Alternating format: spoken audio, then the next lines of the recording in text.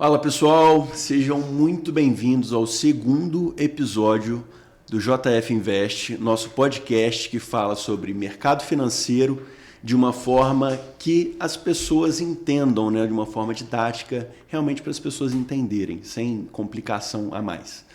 Meu nome é Bernardo Pedrosa, o seu host, e do meu lado, a digníssima, por favor.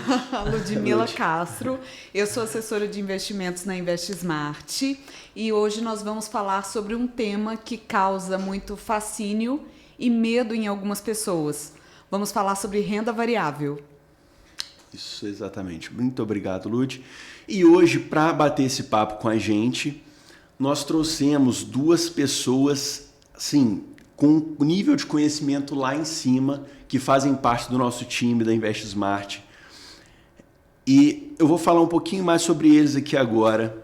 Otávio, líder de pessoas, e Thiago Montini, especialista em renda variável, que trabalham com a gente. Pessoal, por gentileza, se apresentem.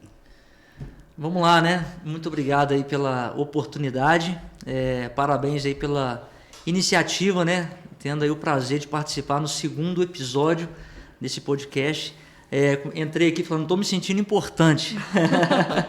Mas já estou à vontade e vamos lá, né? Você colocou aqui responsabilidade para a gente, falou que a gente é especialista mesmo, né? Mas a gente aprende todo dia, né? A gente tem a humildade de conhecer que o mercado de renda variável, renda fixa é muito dinâmico, mas a gente está aí aprendendo todo dia e ajudando as pessoas. Muito prazer, meu nome é Thiago Montini, eu sou assessor de investimentos também, né? Trabalho junto com o Otávio, a gente tem uma experiência aí na assessoria que, embora seja muito difícil, mas a gente está conseguindo aí agregar muito na vida das pessoas. Vencemos na profissão e acho que no primeiro episódio, né, foi esse tema e é complicado a profissão, mas é muito gratificante ajudar as pessoas. Vou contar um pouco da minha história e passar aqui para o Otávio, né? Eu sou assessor de investimentos, trabalho no mercado financeiro, mas começou lá atrás, sou ex-militar do Exército. Como militar do Exército, eu aprendi muita coisa lá. Eu tive a oportunidade de participar de vários eventos. Um deles foi a missão de paz no Haiti, que me trouxe uma bagagem muito grande. E com essa missão eu pude aprender sobre dinheiro, porque eu estava ganhando em dólar lá, né? Então eu ganhava dinheiro e meu salário daqui como militar continuava. Falei, opa, então nunca vi tanto dinheiro na minha vida. E quando eu voltei, falei assim, eu preciso investir. E casou perfeitamente, porque foi quando eu fiz a faculdade de administração. Então sou administrador de empresas, tá? E na faculdade me apaixonei pelo mercado financeiro. E foi tão legal porque eu fui aprendendo sobre empresas. Vocês sabem que a Bolsa de Valores é composta por empresas. E se eu sei estudar as empresas da Bolsa de Valores, eu consigo ser mais assertivo na tomada de decisão. Sim. Né? E aí, poxa, foi amor à primeira vista. Fui lá, me especializei no assunto, especialista em mercados de capitais. Também tem um canal no YouTube, ajuda as pessoas a investirem. Tem uma escola de investimento que se chama Renda Variável do Zero.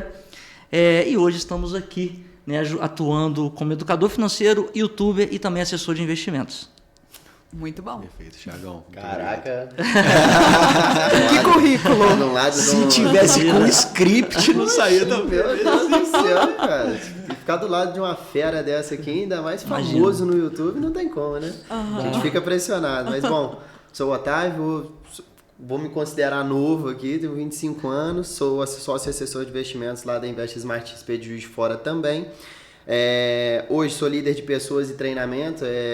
A minha metodologia de trabalhar com os clientes, de atendê-los e trazer uma eficiência para a carteira, né, foi reconhecida no escritório e, graças a Deus, hoje eu posso treinar todos os assessores que entram no escritório para auxiliá-los a conseguir passar essa arrebentação, essa parte tão difícil, né, do início da carreira autônoma e etc.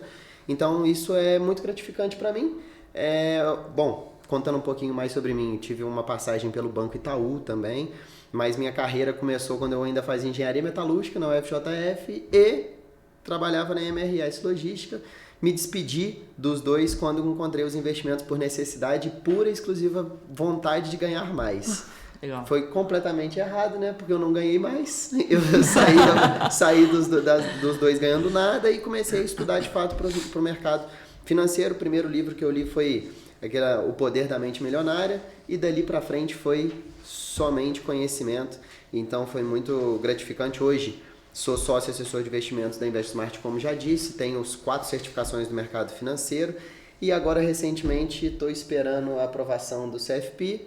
Se Deus quiser a gente consegue, né? Economista e também hoje líder de pessoas. Espero poder contribuir com vocês aqui com um pouquinho de clareza e didática perante essa parte de renda variável que causa muito, às vezes, desconforto e muita ambição dentro do mercado.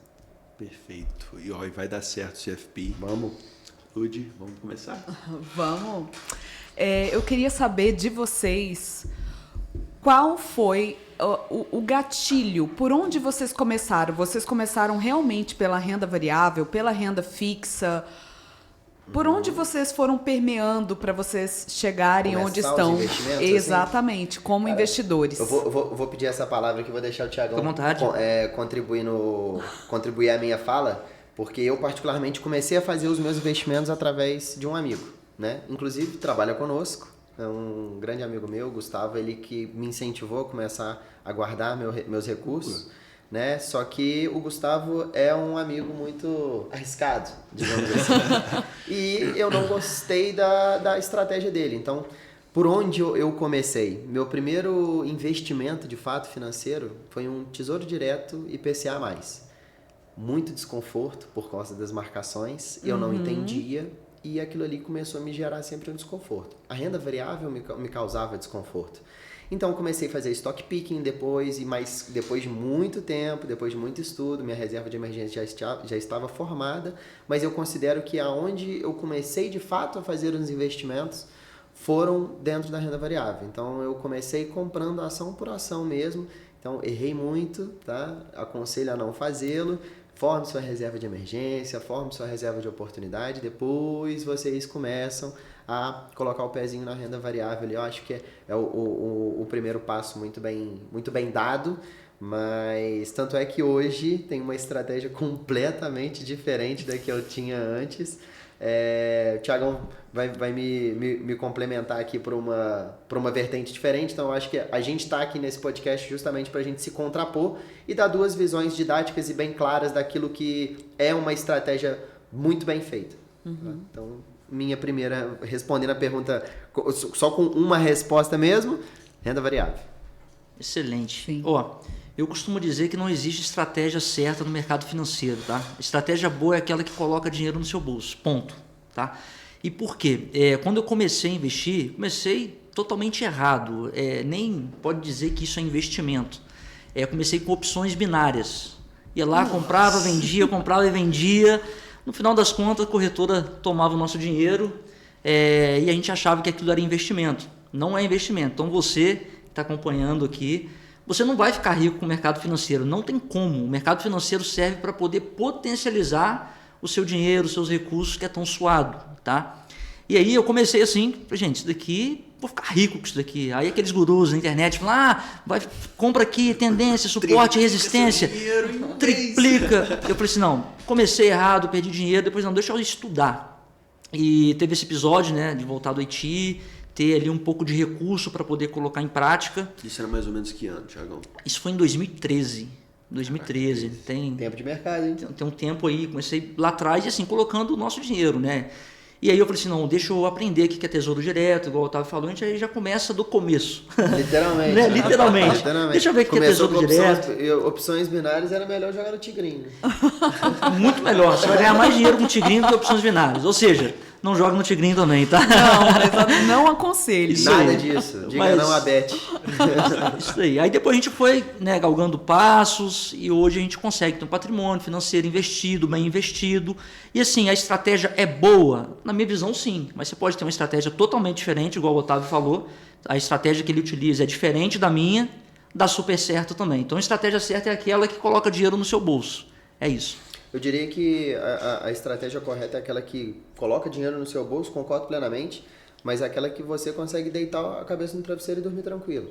Aquela que você entenda, aquela que você olhe para a sua carteira e ela não te tire o sono, sabe? Que você olha a volatilidade da carteira sendo em renda variável, né? Trazendo pro assunto central do nosso podcast, é importante que você olhe para sua carteira com bons olhos, né? Que você olhe para aquilo e fale assim, poxa, estou gostando tanto da minha carteira, tá bem estruturada da forma que eu pensei, tá tudo certo.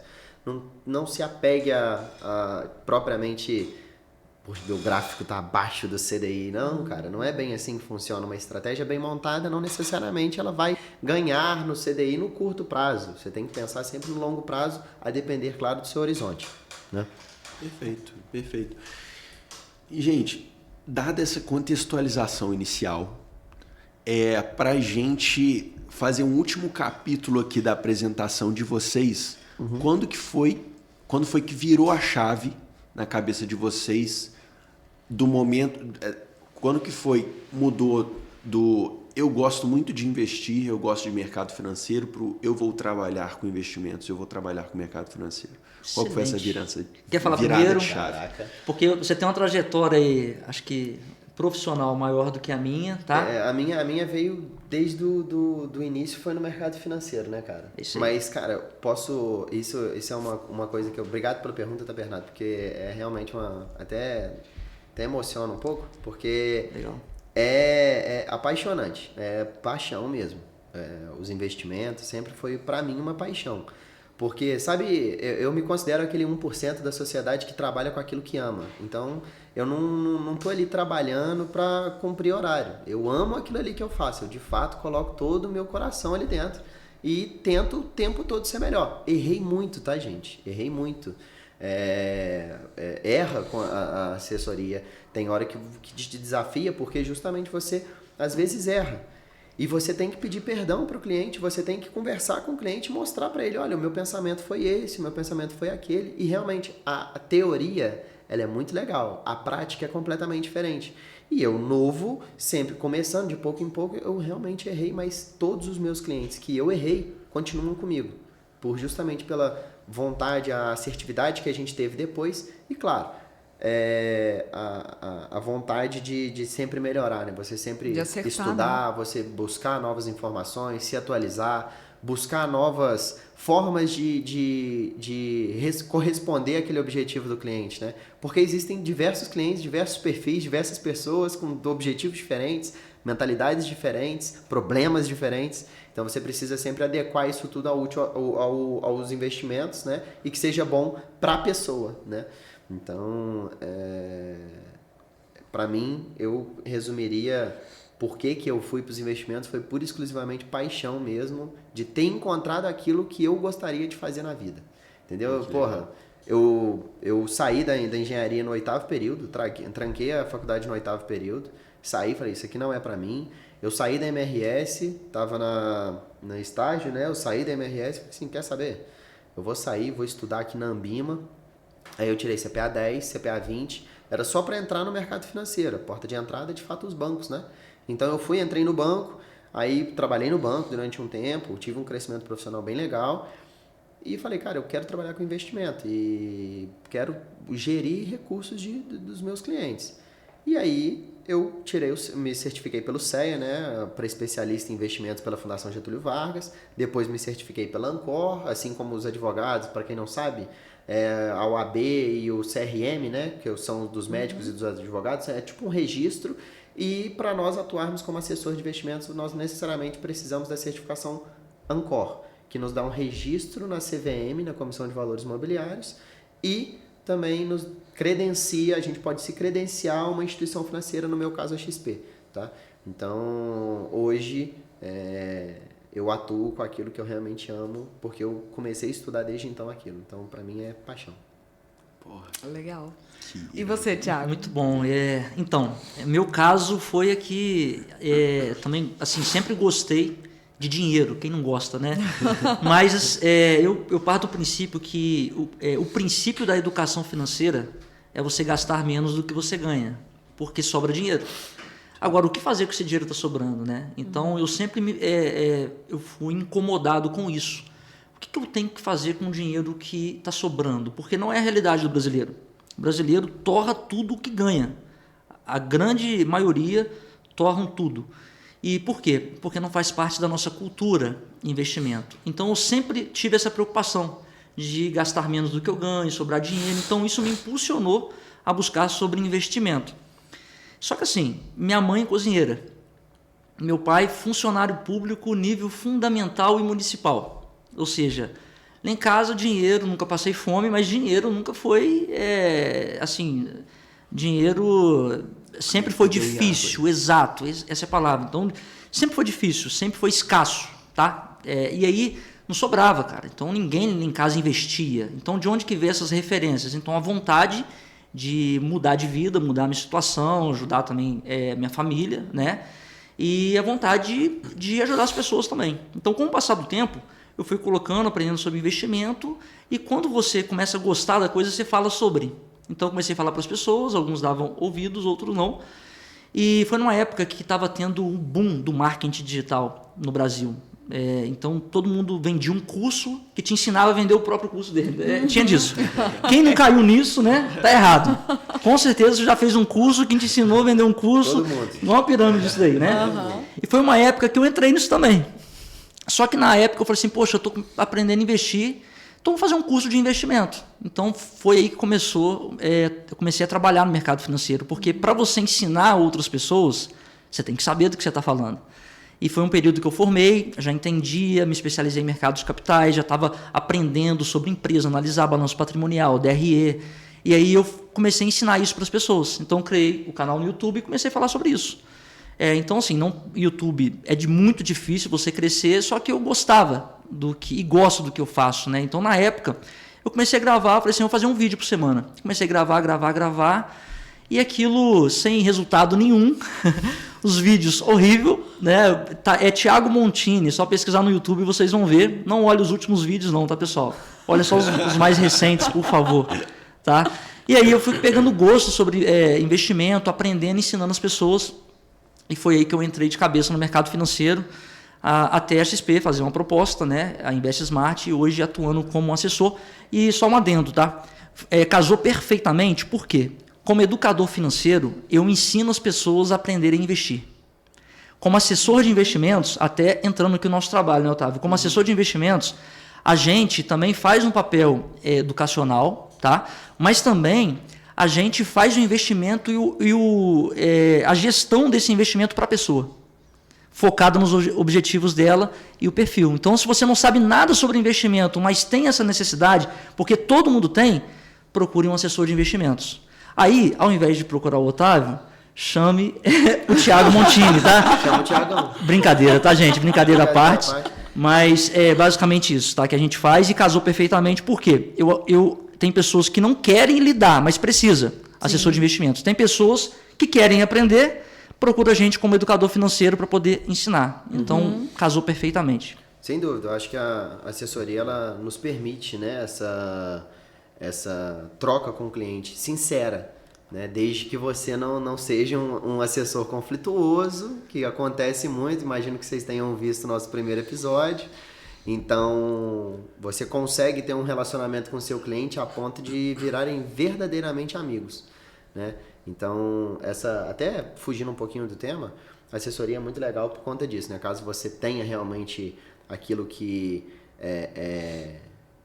o bom do relacionamento pessoal, é muito legal que na assessoria você consegue sim ter um relacionamento com o seu cliente a ponto de ter uma relação pura, uma relação clara, uma relação sem conflito de interesse. De amizade mesmo, né? Você está lidando com o patrimônio da pessoa. Né? Exatamente. Sim. A ponto do cliente literalmente te ligar e você participar de casamento, participar de aniversário, porque você é uma pessoa imprescindível para o cara. Então isso é muito legal, cara. E olha que legal, eu tenho cliente que eu, como assessor de investimento, eu sei do patrimônio dele e a esposa não sabe. Nossa! O cara, eu não quero que minha mulher saiba disso aqui. A gente sabe. Então, assim, é um laço de confiança. Exatamente. Que a gente tem a responsabilidade de entender que é construída com o passar do tempo. Não é de uma hora para outra, né? Tem pessoas que a gente vai conversar que não quer falar daquele dinheiro que está em outro banco, mas a gente precisa saber, porque a gente vai fazer uma gestão, cuidar realmente da sua aposentadoria, enfim, tá? A gente faz isso. Mas é um laço de confiança que vai se construindo. Então, realmente, a gente faz amizade no nosso trabalho. E é muito legal. Exatamente. Com certeza. Gente, e puxando esse gancho da gestão e da relação com os clientes, queria, assim, até para o pessoal de casa entender um pouquinho, a gente pegar um cenário macro mesmo, de quando a gente analisa toda a situação da vida financeira do cliente, aquela pessoa que chega falando assim, pô, Tiagão, pô, Otávio, cara, me ajuda a investir, quero muito investir em renda variável. Então, assim, queria pegar a visão dos dois, do qual caminho geralmente a gente segue, se a gente já, não, beleza, vamos comprar ação aqui e tal, o que a gente faz, assim, né, até explicando para o pessoal de casa que a diferença entre uma assessoria de investimentos conflituosa, com conflito de interesse, e uma assessoria de investimentos que pensa no bem e nos objetivos do cliente. Perfeito. Eu acho que o Tiagão, os clientes do Tiago já são bem mais focalizados em renda variável, então essa pergunta ela é muito legal, que encaixa bastante dentro da minha assessoria, por exemplo. Os meus clientes já têm uma diversificação de perfil muito maior. Então existem clientes meus, né, que têm um perfil conservador, um cliente que tem um perfil mais moderado, um cliente que realmente é um perfil mais agressivo, mas esse perfil agressivo é o que a gente precisa realmente cuidar dele. Porque o perfil agressivo não é necessariamente que o cara gosta de risco, que ele entende o risco. Pelo contrário, ele sabe que ele quer comprar ações, ele sabe que ele quer ter exposições à renda variável de qualquer forma, mas ele não sabe ainda a regra de realmente você fazer uma exposição em renda variável de forma segura e coesa com aquilo que são os seus objetivos, né? Então, esse perfil ele é um pouco complicado. O Tiagão, ele já tem, a grande maioria dos seus clientes são agressivos, né, Tiago? Então, o perfil agressivo para o Tiago, ele já tem uma desenvoltura melhor. Falando pro meu perfil de clientes, né, que são esse mais geralzão, deixa eu trazer pro conservador, falo do moderado, o Tiagão fala do agressivo, acho que vai ser melhor, tá? Boa. Vamos lá. O conservador, ele necessariamente não terá nenhum tipo de exposição à renda variável. Gente, não é nada escrito em pedra, tá? Ou uma receita de bolo imutável. Não é. O conservador, ele é um cara que não gosta de perder seu dinheiro, ele tem aversão à perda. Então, como que você trabalha esse cliente para renda variável? Você pode fazer uma exposição à renda variável da qualquer que seja? Pode, em determinado percentual da carteira do cliente. A gente preza sempre pela diversificação. O que é uma diversificação? Você comprar 2 ativos descorrelacionados. Ou seja, se um está subindo, o outro está basicamente caindo. Falando a letras grotescas, é basicamente isso. Um vai para um lado, o outro vai para o outro. Você precisa diversificar o capital de um cliente conservador também. Como você pode diversificar? Na renda variável. Exemplo, o cliente tem um patrimônio de X reais e você pega 2, 3, 4% daquele patrimônio, onde aquilo não vai causar um desconforto para aquele cliente. Isso é tudo conversado, ok? O cliente moderado, você já consegue colocar uma exposição, digamos, obrigatória na carteira dele, porque ele já entende que, poxa, beleza, o meu patrimônio ele pode flutuar. Ele não tem problema ele flutuar um pouco. O conservador, por outro lado, ele prefere que flutue, pode flutuar, mas mínimo, quase nada. Se puder não flutuar, melhor, né? Por isso, uma exposição muito pequena. Já o moderado, você pode aumentar um pouquinho essa exposição e, claro, com uma explicação bem clara, uma explicação bem simples para que ele consiga entender aquela exposição, o porquê daquela exposição, por que ele está comprando aquelas ações, por que ele está comprando aqueles ETFs, por que ele está comprando aquele tipo de renda variável. Isso é muito importante para que ele consiga sempre olhar para a carteira, e aí eu retorno naquela minha fala no início do podcast, ter essa tranquilidade de olhar para a carteira e ficar seguro. Ele fala, não, tá tudo bem, essa carteira tá volátil por causa disso, por causa daquilo. E claro, se faz ainda mais presente a nossa atuação como assessor. Estar próximo, estar disponível, conversar com o cliente para que ele se sinta cada vez mais seguro e tenha um entendimento não só daquela renda variável, daquela posição dele na carteira, mas sim de todo um cenário macro, micro, político e etc. Tudo aquilo que pode fazer preço na carteira dele. Perfeito. Sim.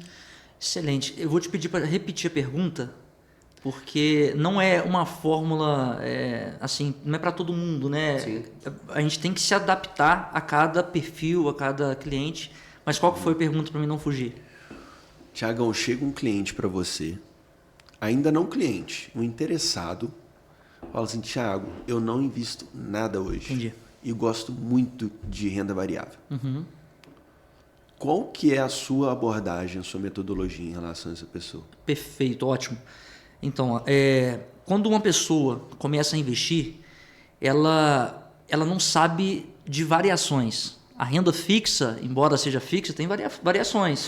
Se não retirar o dinheiro no vencimento, vai tomar spread, vai perder dinheiro, vai perder rentabilidade. Renda variável também, tá? Então, renda variável, pior ainda, porque se você entrar não sabendo aonde que está colocando ali o pé, você vai perder dinheiro. Então, o que eu faço para essa pessoa? Eu faço até uma analogia. Quando você vai no mar, numa praia, e você tem medo, se é fundo, que não conhece aquele local, você primeiro coloca o pé e vai devagarzinho. Você vai aos poucos, sentindo a temperatura. Tem gente que vê que está gelado e volta, não vai mais, né? Renda variável é a mesma coisa. Você vai colocando o pé, vai caminhando, você vê que não tem buraco, de repente você está vendo que se a água for cristalina, dá para ver o chão, entende? Então dá para você surfar a renda variável começando aos poucos. Então é isso que eu falo para a pessoa. Vamos começar aos poucos. Se você tem um perfil mais moderado, aí até é interessante falar sobre perfil. Quando você abre uma conta em uma corretora é uma instituição financeira diferente de uma instituição bancária comercial. Corretora voltada para investimento. Ali você tem produtos que tem nos bancões, Itaú, Santander, Bradesco? Tem. Só que são produtos mais rentáveis, porque ali dentro tem uma variedade de produtos competindo entre si. Né? Então ali você consegue ter uma gama de possibilidades, entre elas a renda variável. E aqui que eu falo para a pessoa, se você é mais moderada, porque quando ela abre a conta na corretora, ela preenche um formulário que se chama Suitability. Esse formulário vai dizer se ela tem apetite a risco ou não e qual que é o grau. Perfeito. Quando é moderado, igual o Otávio disse aqui, vai caber na carteira dela um pouco mais de risco. Conservadora, não. E às vezes a pessoa nunca tem investido, mas ela é arrojada, entende? Então cabe renda variável.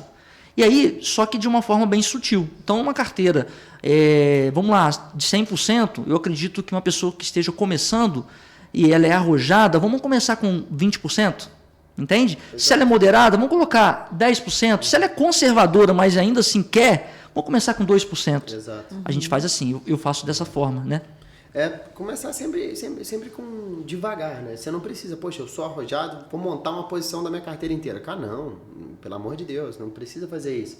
Até porque aí entra toda a questão ainda no stock picking, por exemplo, você precisa fazer o valuation, você precisa entender da empresa, analisar o DRE, analisar seus fundamentos, né?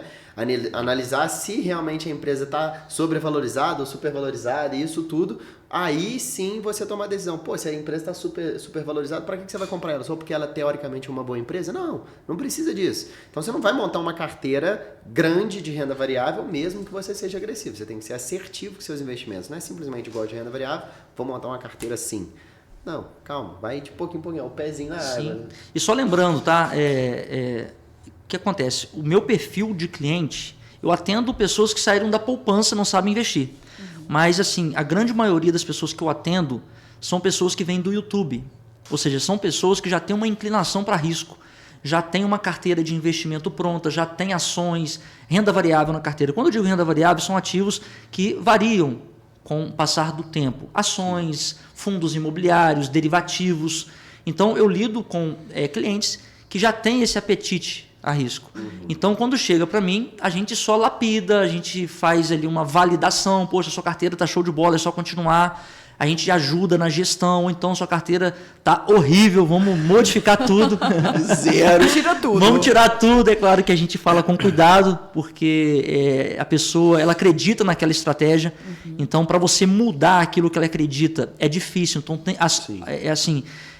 a reunião tem que fazer muito sentido para a pessoa mudar de direção. Exatamente. Né? Exatamente. Senão não muda. Se você falar que A é B e o cliente está achando que continua sendo boa, se você mudar, vou seguir ele, que ele é profissional, e ele não entendeu, se acontecer uma reviravolta no mercado, ele vai culpar você. Exato. Agora, se ele entender e tiver comprado com a ideia, ele sabe dos riscos. Então, se acontecer aquilo que a gente não está esperando, é mercado, é renda variável. Né? Exatamente. E até contando um caso real, né, de um cliente meu, ele... E aí, voltando naquela parte do conflito de interesse, a importância de você ter a confiança do seu cliente, conseguir transmitir isso para ele, né? Um cliente meu, inclusive, hoje um amigo, cara, muito próximo a mim, muita gente boa também, a gente tem uma relação super legal. O meu cliente, ele estava com R$300 mil completamente alocados em um único ativo de renda variável. Ele perdeu 40% do seu patrimônio, ele tinha R$400 mil. Quando ele alocou, ele tinha R$400 mil, ele tinha R$300 mil alocados dentro desse único ativo e os outros 100 mil estavam em NTNB 2060. NTNB, para quem não sabe, é o Tesouro IPCA mais do NTNB Série B, né, principal, sem pagamento de cupom. Então, a carteira completamente volátil, não tinha nenhum respeito de liquidez, nenhum respeito de liquidez de oportunidade, não tinha nenhum tipo de estratégia, era pura e exclusivamente irresponsabilidade de um assessor ou consultor, não importa a quem fez. Kamikaze. Eu não sei quem é, não quero saber, mas é um cara completamente irresponsável. Então, o que eu fiz? Conversei com o meu cliente, analisei a carteira dele e fui muito sincero. É até engraçado, cara, que eu comecei a reunião e falei assim, cara, como que você não mandou esse assessor para aquele lugar? Foi assim que eu comecei a reunião com ele. Como que você não mandou esse? Aí eu apresentei a carteira para ele, de novo, né? A carteira modelo que a gente iria buscar, né?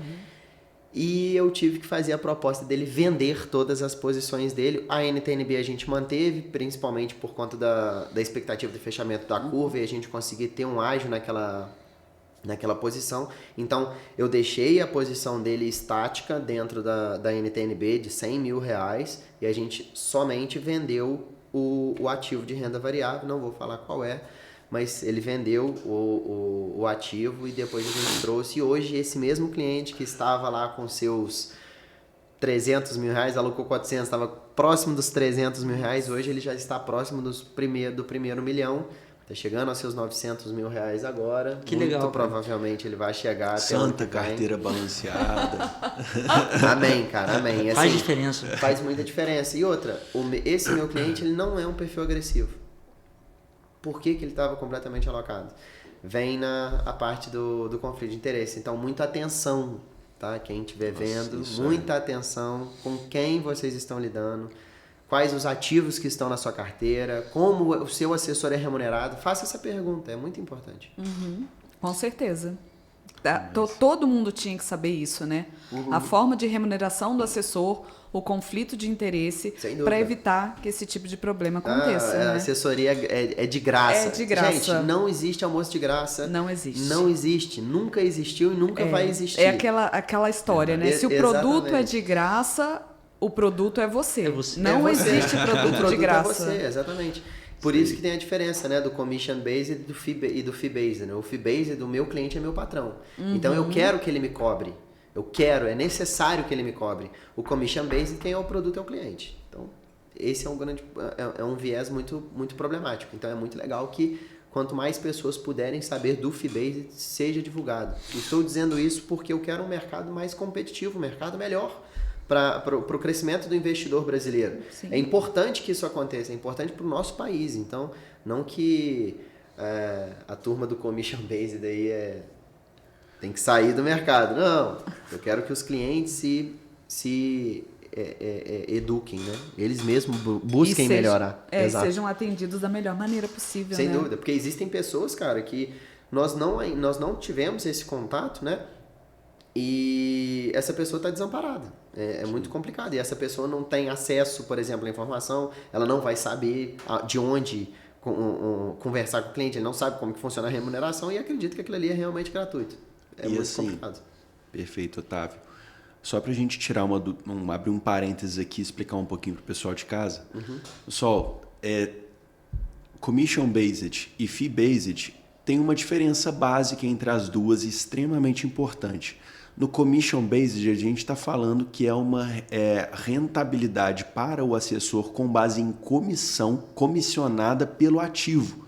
Ou seja, se a pessoa não for idônea, ela olha 2 produtos financeiros com o seu dinheiro. Um vai remunerar X para ela, o outro remunera 2X. Então, isso abre uma margem péssima para conflito de interesse. Já no Fee-Based, não existe essa diferenciação de rentabilidade para o assessor. Então, o objetivo do assessor é necessariamente o objetivo do cliente. Exato. Né? Então, exatamente. E assim, até fazer um parêntese, defender a turma do Commission-Based, porque essas pessoas que estão no Commission-Based também, elas têm família, gente. Então a gente precisa ser compreensivo. Ela também tem conta para pagar e etc. Então não tem como a gente crucificar uma pessoa. Perfeito. Pela necessidade dela. É só o modelo que está errado. O modelo é ruim. Então é importante que convida esse assessor que está no commission a mudar. Mude, cara. Procure ser...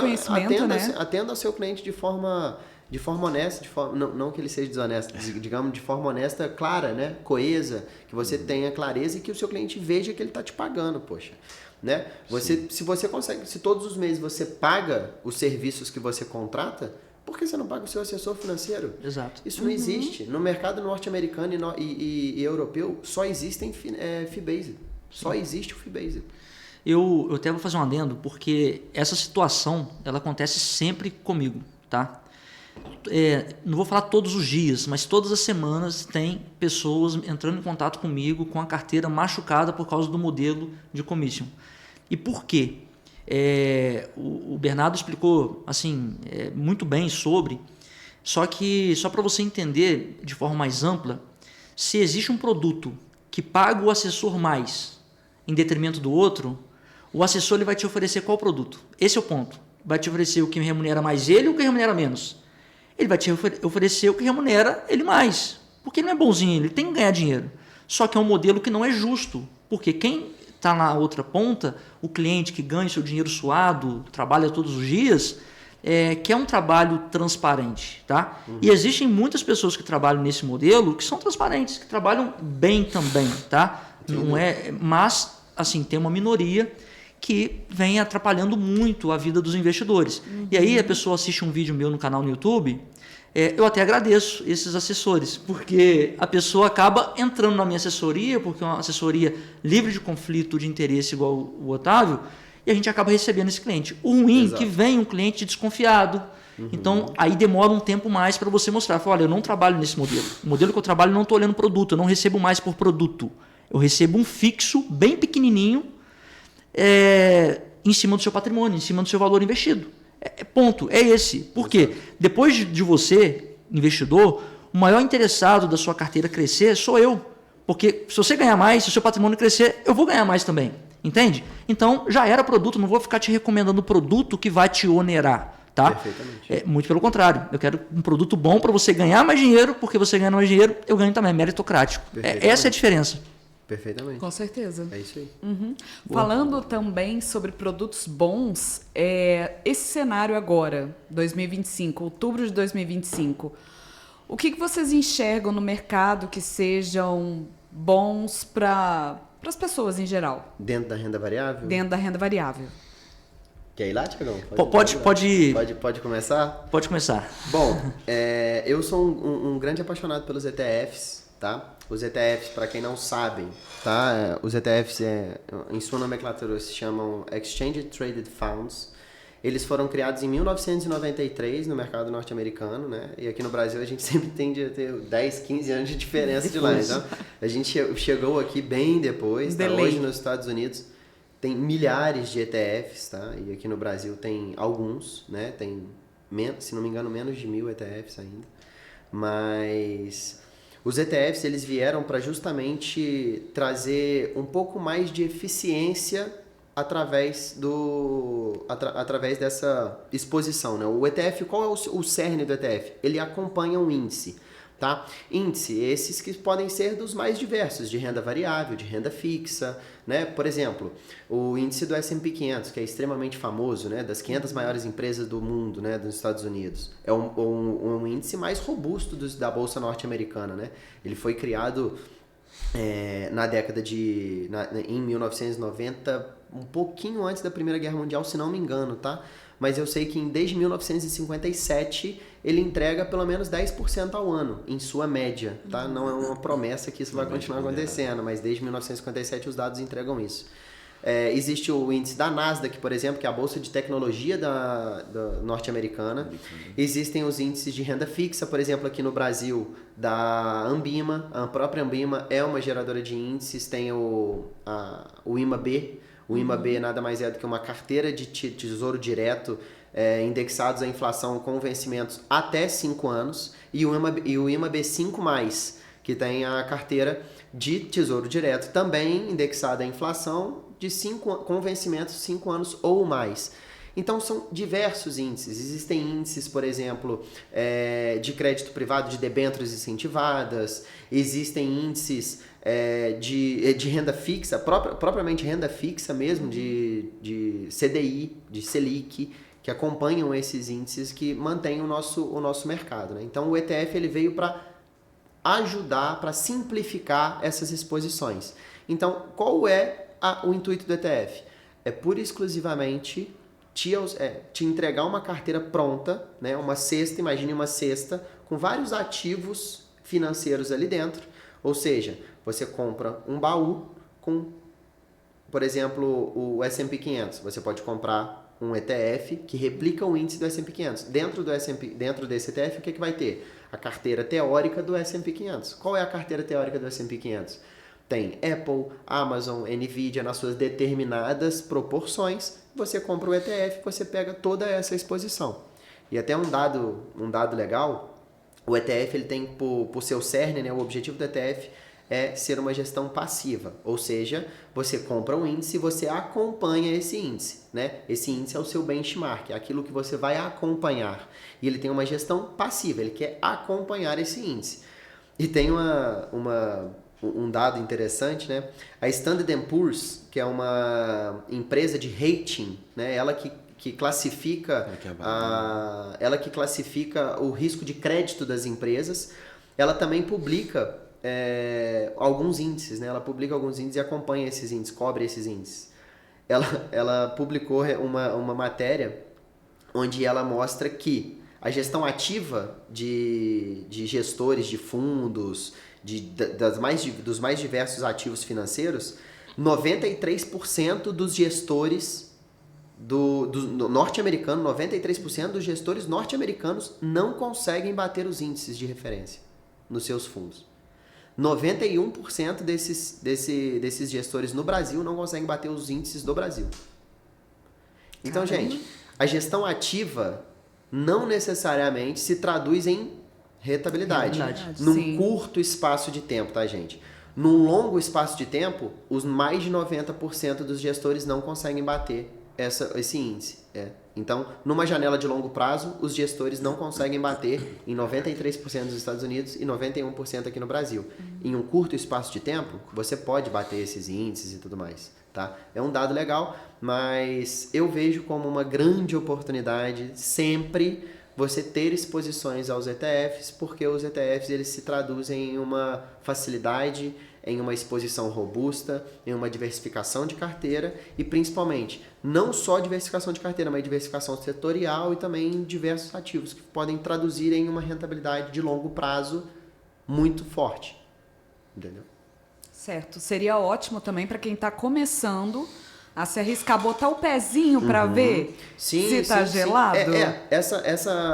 Justamente, o ETF ele traz essa segurança, né? Porque até dar um exemplo, né? Por exemplo, o BOVA11 é extremamente famoso, né? O BOVA11, o que é? É a carteira teórica do nosso índice Bovespa, né? Sim. E dentro dessa carteira teórica tem as determinadas posições. Por exemplo, estou chutando aqui números, tá, gente? Vale tem 13%, aí Itaú tem 5%, 10%, e aí você compra o BOVA11 e você vai ter toda essa carteira já estruturada para você, ou seja, você tem uma carteira teórica toda montada com suas devidas posições e você vai acompanhar o índice Bovespa, que é o índice da Bolsa Brasileira.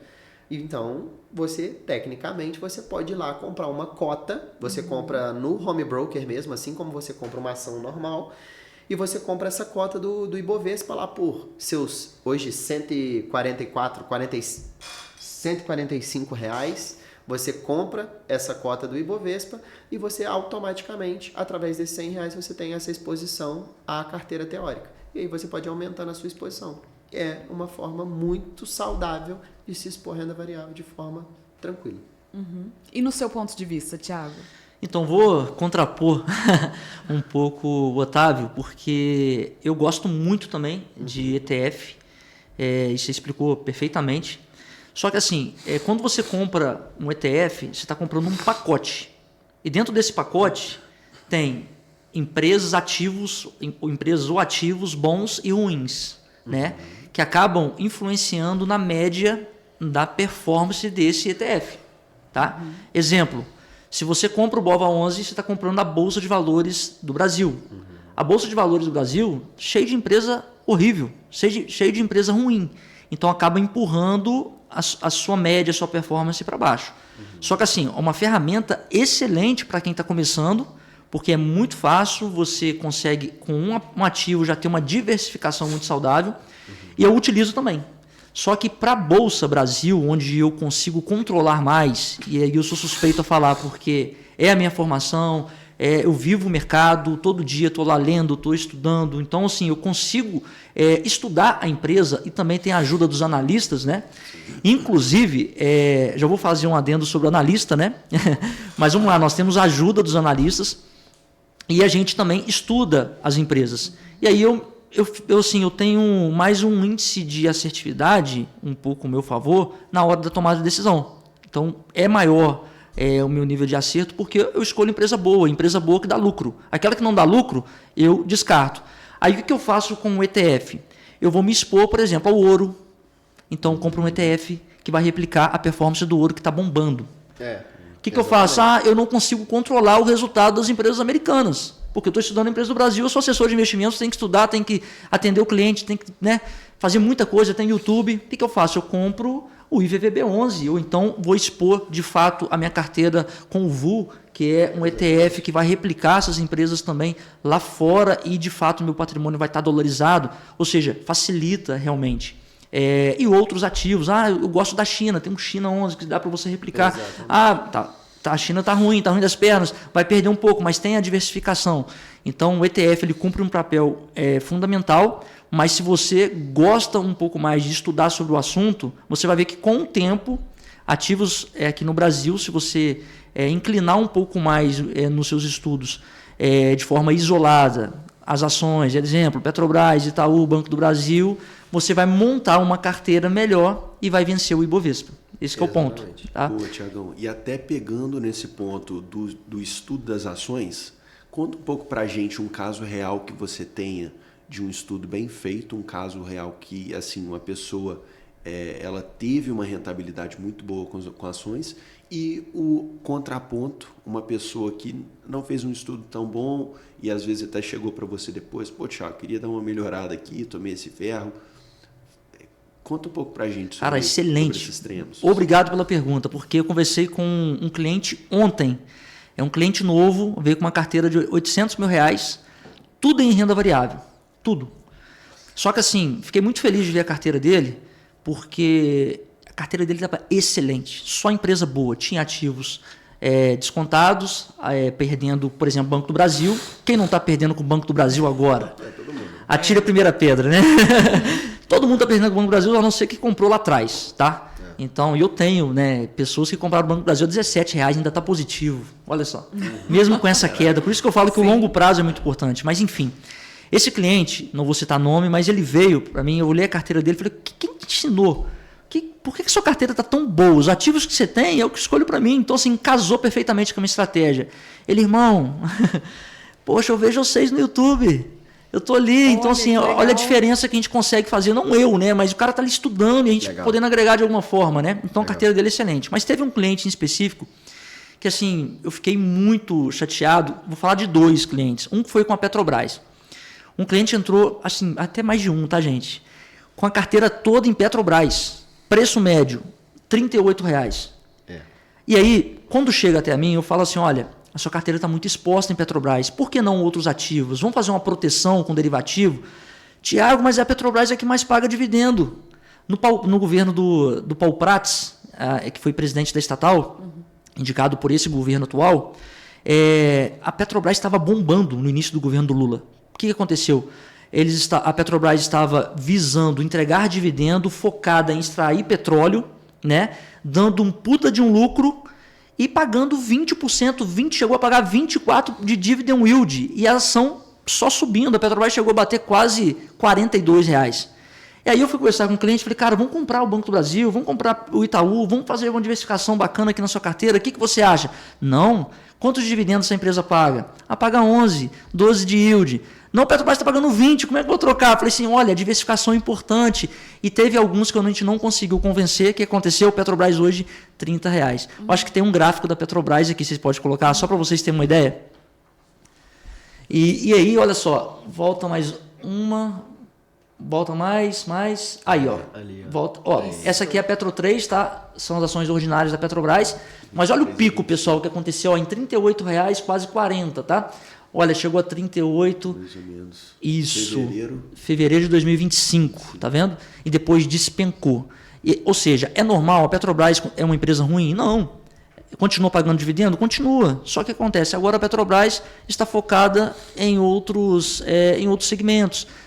A presidente agora, a Magna Chambriard, está falando em investir em estaleiro, está falando em investir em fertilizante, está falando em voltar a refinar. Então, tem um histórico meio sujo. Aí as pessoas têm medo, estão entrando com força vendedora. Passa agora, eu vou contar uma outra história, que é o caso de Vale. Passa mais uma. Isso. Volta é aquela. Isso, essa daqui. Olha só, a Vale é um outro exemplo. Está subindo agora, né? Mas teve um período que a Vale. Eu vou pedir para colocar o gráfico vermelho. É o último lá. Esse daqui. Isso daqui, ó. Histórico de 5 anos da Vale, pessoal. Olha só. Chegou um cliente para mim. Que tinha comprado a Vale, o assessor fez ele comprar a R$95. Sabe o patrimônio dele? 400 mil. Sabe quanto que ele colocou na época? 250 mil. Mais do que a metade do patrimônio em Vale. A R$95. Vale é uma excelente empresa, é uma das empresas que eu mais gosto, tá? E aí o que aconteceu? Vale despencou. Significa que a Vale é ruim? Não, continua pagando dividendo, continua tendo o programa de recompra de ações. Que a Vale, pessoal, esse é um assunto para outro podcast sobre a Vale. Mas a Vale, ela replica, acaba que o resultado da Vale depende muito da commodity, que é o minério, né? O que acontece? O minério, na época do Bolsonaro, está bombando, $200 a tonelada. O minério despencou, está 100 e poucos. Aí o que aconteceu? A Vale despencou também. Por quê? O minério caindo, o preço da commodity cai, consequentemente vai influenciar no lucro dela. Sim. E aí o mercado que gosta de dividendo, estava acostumado com dividendo alto, caiu pela metade, consequentemente o que acontece? O lucro cai pela metade, a cota responde também na mesma proporção. Aí as pessoas que compraram a 95, igual foi esse cliente, é um caso, poxa, que a gente conseguiu ajudar ele, porque quando ele comprou a 95 não tinha o que fazer, quando chegou a mim estava 85, ele já estava perdendo muito. Vou vender agora e assumir prejuízo? Ele não queria. O que a gente fez? A gente fez uma estrutura de opções, onde dava direito a ele vender a Vale a 85, mesmo com a queda dela. E aí, assim, não sabia se a Vale ia continuar caindo, só que a gente travou 85. Entende? Tem como fazer isso no mercado. A gente travou 85, o que aconteceu? A Vale despencou, a gente conseguiu recuperar, ou seja, deixar de perder mais ainda, porque imagina, a Vale agora a 61, ele com patrimônio lá em 95. Então, foi um case interessante que eu queria compartilhar com vocês também e dizer, se o assessor está preocupado com a sua carteira e não trabalha com conflito, tem alternativas para se proteger, para poder te deixar tranquilo no mercado. Mas tem que ser um trabalho livre de conflito de interesse, um trabalho transparente. Então a gente conseguiu, ele estava comprado com a ideia. Se a Vale subir, olha, se a Vale subir, você vai ficar limitado, mas pelo menos a gente vai chegar perto do seu preço médio. Então, assim, foi um puta de um case. Tá feliz, está com a gente, está ganhando dinheiro. Então, é um exemplo para vocês. Então, você que está entrando em renda variável, toma cuidado. A diversificação ela é muito importante. Aí que entra o ETF. Se você não sabe, não está estudando, poxa, se já tem um assessor ou se não tem, poxa, a gente coloca à disposição, se coloca à disposição aqui de te ajudar. Entrou com dinheiro, não sabe muito sobre renda variável, poxa, começa com um ETF, tá? Já tem a diversificação, porque você não vai ter essa exposição tamanha num ativo só. Né? E o futuro a Deus pertence, não dá para saber o que vai acontecer lá na frente. Exatamente. A diversificação de carteira ela é sempre a nossa prioridade, né? Então, com a diversificação de carteira, nesse caso do Thiago, é muito legal que parece que ele trabalha pra caramba ali com o cliente e tudo mais, e realmente ele tem que ter uma gestão de fato ativa, né? E essa gestão ativa ali depende muito do cliente do Thiago, porque ele vai precisar abrir balanço da empresa, vai ter que explicar a valuation da empresa, todos os fundamentos e etc. Não que o seu assessor que trabalha ETF com você, ele não vá fazer isso. Ele vai te falar das empresas que compõem o índice. Tanto é que não necessariamente você vai comprar, por exemplo, a bolsa inteira. Você não tem diversas outras formas de você diversificar e ter uma carteira somente com empresas de fato dignas e boas. Um grande exemplo, inclusive estou com a caneta deles aqui, da Teva Índices. A Teva é uma empresa que ela fornece índices para o mercado. Inclusive tem um ETF deles que eu gosto bastante, que é o TIRB11. TIRB11. Acho que tem. Eu acho que tem só a fotinha dele aí. Aqui. Aí, ó. Esse aí. Ó, o gestor é o BTG Pactual, né? Então a gestão do ETF quem faz é o BTG. A gente tem também um administrador e é justamente ele que faz o market maker, né? Ele que gera liquidez ali no mercado para que você consiga comprar a cota e etc. Esse ETF, por sua vez, ele compra apenas empresas de setores perenes e economia real, né, que a gente fala. Energia, infraestrutura. Se não me engano, ele está falando aqui, eu tenho algumas... utilities... Pode voltar. Não. Ativos reais. Utilities, shoppings e concessões rodoviárias com foco em renda e histórico consistente de distribuição de dividendos. Ele pega somente as maiores empresas que pagam os melhores dividendos dentro daquela economia real. Energia, infraestrutura, cara, tem algumas outras empresas também. Saneamento realmente tem. Então, essas são empresas de fato que são muito boas empresas e têm um histórico muito positivo. Então, os dividendos, por exemplo, dessas empresas são reinvestidos automaticamente. Então, você tem uma otimização dos seus investimentos, ok? Para quem não sabe, o ETF ele tem uma peculiaridade que justamente é a taxa de administração do fundo, tá? Algumas taxas de administração dos ETFs são menores, podem chegar a 0,1, 0,19, 0,19, né? 0,1 ali do fundo, que é menor do que a taxa de custódia do Tesouro Direto, por exemplo. Quando você compra, por exemplo, um Tesouro Selic, você paga 0,2% pela custódia do Tesouro. Né? Então você acaba pagando mais do que você ter um ETF dentro de um ano, né? Então isso é realmente um ponto a se pensar, tá? E o ETF ele otimiza a sua carteira, ele traz eficiência para a sua carteira. E nos ETFs, por exemplo, de renda fixa, né? Tem o LFTS11. O LFTS11 é uma carteira de investimento, um ETF com uma carteira de Tesouro Selic, tá? E essa carteira de Tesouro Selic você paga apenas 15% sobre o imposto no imposto de renda, somente sobre o lucro. E o grande ponto é, de fato, essa eficiência fiscal do ETF. Vamos lá, vou dar um passo para trás e explicar um pouquinho sobre essa eficiência tributária. A eficiência tributária do ETF é o seguinte: como o ETF é tributado? Ele é tributado em 15% sobre o ganho de capital daquele ETF. Alocou R$100, subiu para 110, você vai pagar 15% na venda daquela cota somente sobre o ganho de capital de R$10. Ok? Exato. Só que os ETFs de renda fixa são tão interessantes que você pode levar para 10 anos esse ETF, 20, 30 anos esse ETF, que você não vai pagar imposto de renda enquanto você não vender aquela cota. Não vence, né? Não vence. Não vence. Otávio, poxa, mas e os ativos dentro da carteira? Eles vencem. Eles vencem e a incidência de imposto de renda é da empresa.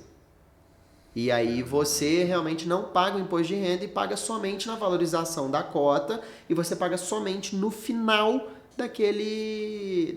do período ali que você determinou como interessante. E aí você vende a cota e paga o imposto de renda através da DARF, ok? Essa é uma eficiência muito forte do ETF, porque justamente a gente preza aqui no Brasil por ter uma carga tributária muito alta, essa eficiência ser bastante otimizada. Então você comprar um ETF, por exemplo, e ficar 20, 30 anos com ele, é muito longevo, mas você vai ter uma posição muito forte, uma posição muito otimizada e que você não paga imposto de renda durante todo esse período. Um fundo de investimento em renda fixa, por exemplo, durante 10 anos, por exemplo, ele vai pagar o Come Cotas. Não existe Come Cotas dentro do ETF também, então é mais um tipo de eficiência tributária para nós. O fundo de investimentos em renda fixa, ele possui o Come Cotas nos meses de maio e novembro. Ele paga 2 vezes por ano, né? Então, num período de 10 anos, ele paga 20 vezes o imposto de renda, mais o imposto de renda quando ele vender, né? Que ele também paga o imposto de renda devido na venda das cotas daquele próprio fundo. Então, tô falando que os fundos de investimento são ruins? Pelo contrário, os fundos de investimentos complementam a nossa carteira. Isso é muito positivo. A gente pode utilizar eles. É para você montar uma carteira somente de ETF? Não. É para você complementar a sua carteira e, consequentemente, ter também essa eficiência tributária, né? É muito importante que a gente pense nisso.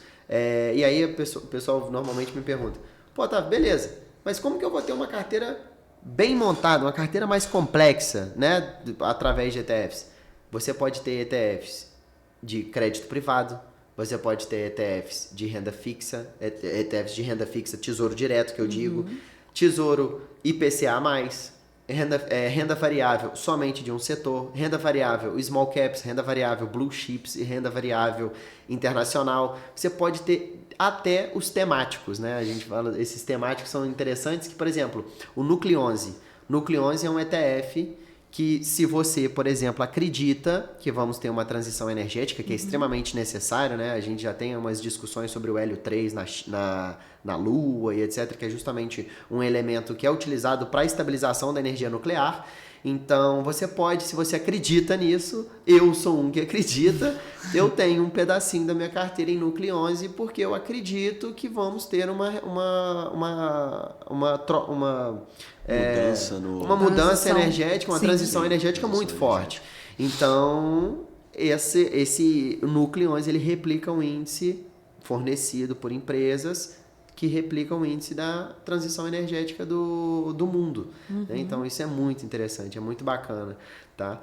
Existem ETFs de tudo quanto é coisa, tá? O urânio, todos os tipos de temas também que você pode colocar dentro de sua carteira, dependendo daquilo que você acredita. Né? Dentro daquilo que você acha que pode acontecer, você pode comprar. Ele, até complementando, olha que aula, né?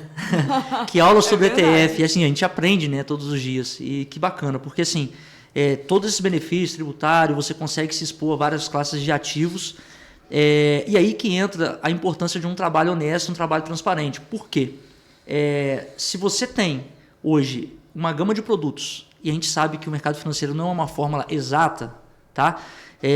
Você gosta de ETF, você não, você quer renda variável. Então, o assessor é muito importante por causa disso. Aí entra a questão do analista que eu ia falar aqui. O que acontece? Quando você segue uma carteira recomendada, e os analistas nos ajudam muito, trabalham pra caramba, fazem relatórios que nos ajudam na tomada de decisão, mas na hora de você seguir uma carteira recomendada, toma cuidado. Toma cuidado. Por quê? Porque não tem esse feeling, não tem esse cuidado. Igual, olha o que o Otávio está falando aqui, né? Está falando de transição energética. Se você acredita, não vai ter numa carteira recomendada para centenas de pessoas isso daqui, essa aula, essa questão, entende? Então, a gente vai adaptar o que os analistas estão dizendo, e a gente vai adaptar e trazer para o cliente de acordo com aquilo que ele acredita, de acordo com o perfil dele. E aí, o que eu tenho hoje vivenciado? Tem muitas pessoas que vem com uma carteira recomendada, mas XP está recomendando isso, pode investir? Depende Depende do seu perfil, depende da sua estratégia, depende, porque se você é investidor de curto prazo, você vai seguir uma carteira recomendada que talvez dê certo, aquela recomendação é para curto prazo. Agora, se você é investidor de longo prazo, você vai seguir uma recomendação que é para curto prazo e você vai perder dinheiro. Entra naquilo que a gente conversou no início, né? Exato. E aí, assim, por exemplo, vou dar um exemplo aqui que é o Banco do Brasil. Excelente empresa, né? Show. Excelente empresa do Banco do Brasil. Você vai comprar o Banco do Brasil hoje barato, exemplo, né? Só que tem pessoas que compraram a 29 que estava num preço, segundo os analistas, bom para comprar. O que aconteceu? O Banco do Brasil despencou. Significa que a recomendação do analista é ruim? Não. É porque é uma empresa que hoje caiu por causa de diversos fatores, mas o longo prazo ele é importante e esse casamento da recomendação com o perfil e estratégia ele é muito importante para você não pegar uma carteira recomendada e perder dinheiro lá na frente. Thiagão. Esse é o ponto. Exatamente. Gente, cara, é muito assunto aqui. A gente podia ficar mais umas 3 horas conversando, né, gente? cara, Legal, né, Estão mano? convidados para um próximo episódio. Poxa, Com certeza. Obrigado. Com certeza. A gente Tem uma- vai aprofundar. A ideia realmente é a gente primeiro falar no geral e depois a gente ir aprofundando à medida que Legal, a gente for legal. amadurecendo, né? A gente for criando essa gama de conhecimento. Pessoal, antes da gente encerrar, faz um jabá rapidíssimo só para a gente fechar com chave de ouro. Eu vou fazer um jabá sobre os ETFs, tá? O Warren Buffett, que é o maior investidor da história e que todo mundo admira, se inspira nele, em 2007 ele fez uma aposta com os seus amigos da Berkshire Hathaway, que é a empresa dele, né? Sim. E ele falou o seguinte: pessoal, eu aposto $1 milhão que se vocês comprarem a cota do S&P 500 de um ETF, ou seja, de uma gestão passiva, ela vai ganhar de uma gestão ativa. Não a dele realmente é uma coisa muito fora da curva, ele é muito diferente, mas ele falou uma gestão ativa que a gente selecionar, que é o mesmo parâmetro do S&P 500. Warren Buffett ganhou a aposta. Ele apostou no ETF. Ele tem a gestão ativa. O próprio Warren Buffett tem a gestão ativa e ele apostou no ETF, né? Na gestão passiva. Então, longe de mim falar que stock picking não é ruim. O stock picking não é ruim. Não é ruim, ele é ótimo. Só que exige-se uma diligência muito forte. E num mercado incipiente como o brasileiro, a gente precisa tomar cuidado. Nós precisamos tomar cuidado porque o nosso Brasil sofre com diversos fatores, exógenos e domésticos.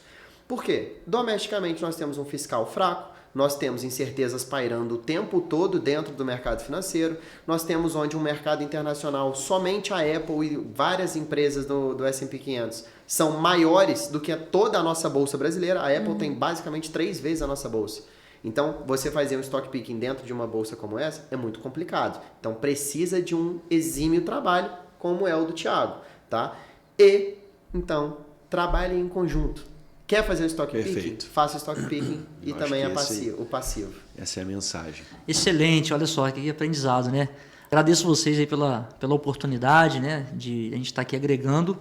E eu quero falar para vocês, né, não tem como ficar rico com o mercado financeiro de uma hora para outra.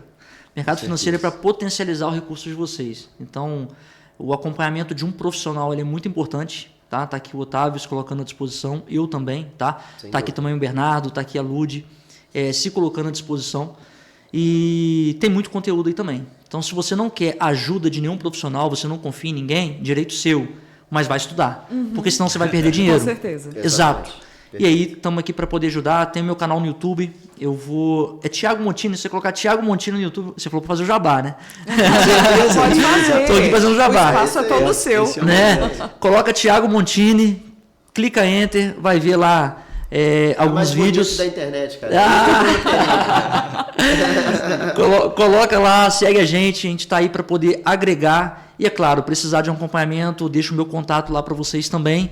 E é isso, pessoal. Tem muita oportunidade no mercado. O ano que vem vai ser um ano de muita volatilidade e tomar decisão importante agora é fundamental. Tenha um acompanhamento. Com certeza. Por favor, tenha Isso um mesmo. acompanhamento, gente.